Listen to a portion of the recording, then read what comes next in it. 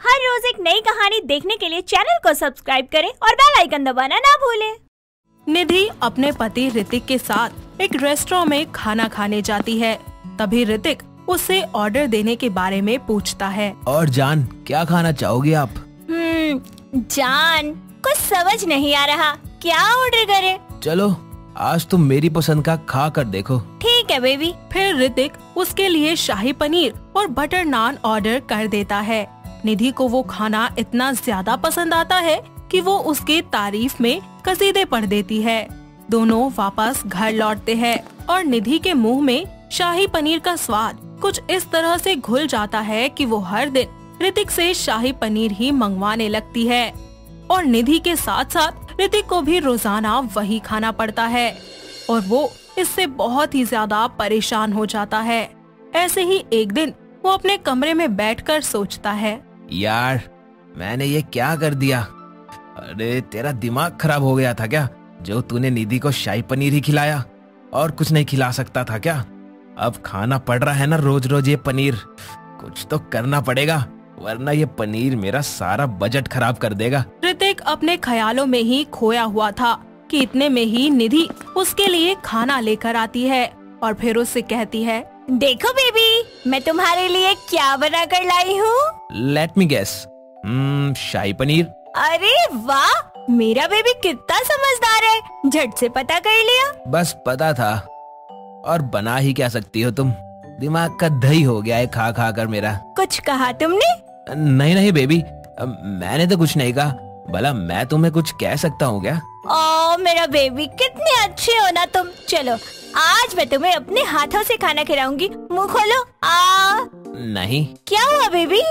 Baby वो क्या है ना, आज मेरी कुछ तबीयत ठीक नहीं लग रही, मैं आज नहीं खा पाऊंगा। वो मुझे वॉमिट जैसा फील हो रहा है, क्या है ना, पेट कुछ ठीक नहीं लग रहा है। बेबी बात क्या है, बताओ ना। अरे ऐसी भी कोई बड़ी बात नहीं है, बस थोड़ा सा दर्द है, तुम रख दो, मैं बाद में खा लूंगा, अभी दवाई खाई है मैंने। अरे कोई बात नहीं, एक बार मेरे हाथों से खाना खाकर तो देखो, तुम्हारे सारे दर्द गायब हो जाएंगे। इतना ड्रामा करने का क्या फायदा हुआ, खाना तो मुझे अब भी खाना पड़ रहा है। इसके बाद निधि ऋतिक को खुद अपने हाथों से शाही पनीर खिला देती है और वहाँ से चली जाती है। ऋतिक की हालत पनीर खाकर इतनी ज्यादा बुरी हो जाती है कि वो वॉशरूम में जाकर उल्टियाँ करने लगता है। ऐसे ही दिन बीतते रहते हैं और निधि कभी पनीर के पराठे तो कभी शाही पनीर, कभी पनीर दो प्याजा, कभी चिली पनीर, कभी कढ़ाई पनीर बनाती रहती थी, जिसे देख देख कर ऋतिक का मन बहुत ज्यादा खराब होता था और वो आए दिन खाना ना खाने के बहाने ढूंढा करता था और ज्यादातर बाहर का ही खाना खाने लगा था। तो वहीं निधि उसके रोज रोज खाना ना खाने की वजह से परेशान हो जाती है। और एक शाम जब दोनों डिनर के लिए टेबल पर बैठे होते हैं कि तभी निधि उससे कहती है, ऋतिक क्या बात है, मैं बहुत दिनों से देख रही हूँ, तुम आजकल ठीक से खाना नहीं खाते हो। अरे बेबी मैं वजन कम कर रहा हूँ ना, थोड़ा मोटा हो गया हूँ इसलिए। तुम्हें देखकर तो नहीं लगता, पेट तो तुम्हारा ऐसे बढ़ रहा है जैसे कि तुम प्रेग्नेंट हो। अरे क्या मजाक कर रही हो, प्रेग्नेंट तो तुम हो सकती हो, मैं कैसे होऊंगा? चलो खाना खा लो जल्दी से, आज मैंने मटर पनीर बनाया है। ये पनीर तो मेरी जिंदगी में सौतन बनकर आया है, सपनों में भी पनीर ही दिखता है, ऊपर से ये पागल, समझ नहीं आता इसके माँ बाप ने इसे पैदा किया था या डाउनलोड। बेबी क्या हुआ, खाना अच्छा नहीं बना क्या? अरे मैं तो भूल ही गया, मुझे एक अर्जेंट कॉल करना था, तो तुम खाओ, मैं कॉल करके आता हूँ जल्दी से। इतना कहकर ऋतिक अपना फोन उठाकर वहाँ से चला जाता है और चुपके से घर से बाहर जाकर एक होटल में फास्ट फूड खाकर थोड़ी देर के बाद घर लौट आता है। तभी निधि उससे बोलती है, अरे आपने इतनी देर लगा दी, ऐसा कौन सा फोन था? अरे वो काम से रिलेटेड एक कॉन्फ्रेंस कॉल था, इसलिए टाइम लग गया। तुमने खाना तो खा लिया ना? और नहीं तो क्या, आपके इंतजार में भूखी बैठी रहती क्या? खा लिया मैंने खाना और आपके लिए रखा है, आप भी खा लेना। इसी तरह वक्त बीतता जाता है और निधि का शाही पनीर बनाना बंद नहीं होता और ऋतिक रोजाना बाहर से खाना खा खा कर बीमार होना शुरू हो जाता है और उसके पेट में दर्द रहने लगता है। ऐसे ही एक दिन उसे ऑफिस में कुछ अजीब सा महसूस होता है, जिसके कारण वो वापस घर लौट आता है। साथ ही उसके पेट का दर्द और भी ज्यादा बढ़ जाता है। निधि उसकी हालत देखकर उसे पुदीन हरा बना कर देती है और ऋतिक अपने कमरे में चला जाता है। काफी देर होने के बाद निधि उसके कमरे में जाती है तो देखती है कि ऋतिक नीचे जमीन पर लेटा हुआ था। वो दौड़कर उसके पास जाती है और उसे उठाती है। साथ ही उससे पूछने की कोशिश करते हुए बोलती है, बेबी, बेबी व्हाट हैपेंड?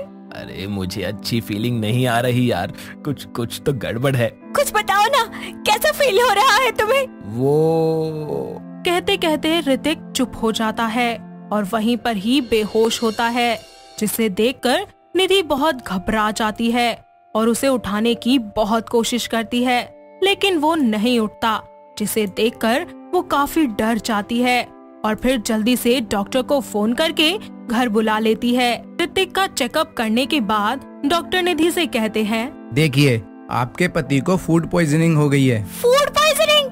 ये आप क्या कह रहे हैं? जी आपने ऐसा क्या खिलाया इन्हें? जी मैंने तो बस शाही पनीर ही खिलाया था। और आप इन्हें ये कब से खिला रही हैं? जी कुछ 1 महीने से। क्या 1 महीना हो गया और इन्होंने कुछ नहीं खाया इसके अलावा?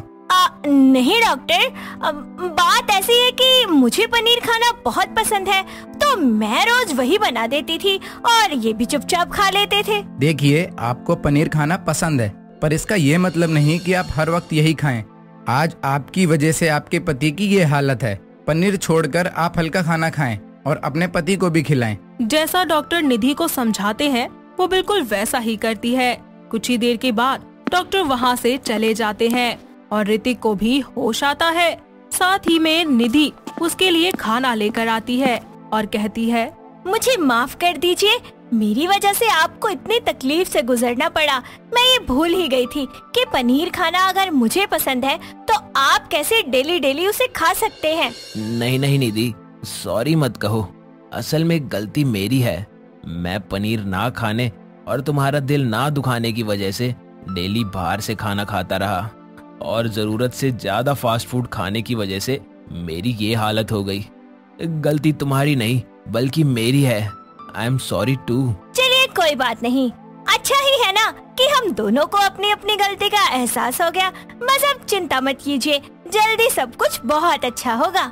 जरूर, हम दोनों मिलकर करेंगे। चलिए अब अपना मुंह खोलिए, आज मैं आपको टेस्टी टेस्टी खाना खिलाने वाली हूँ। ठीक है बाबा, खिला दो। इस सब के बाद निधि कभी भी पनीर से जुड़ी कोई भी चीज ऋतिक को आम तौर पर नहीं खिलाया करती थी।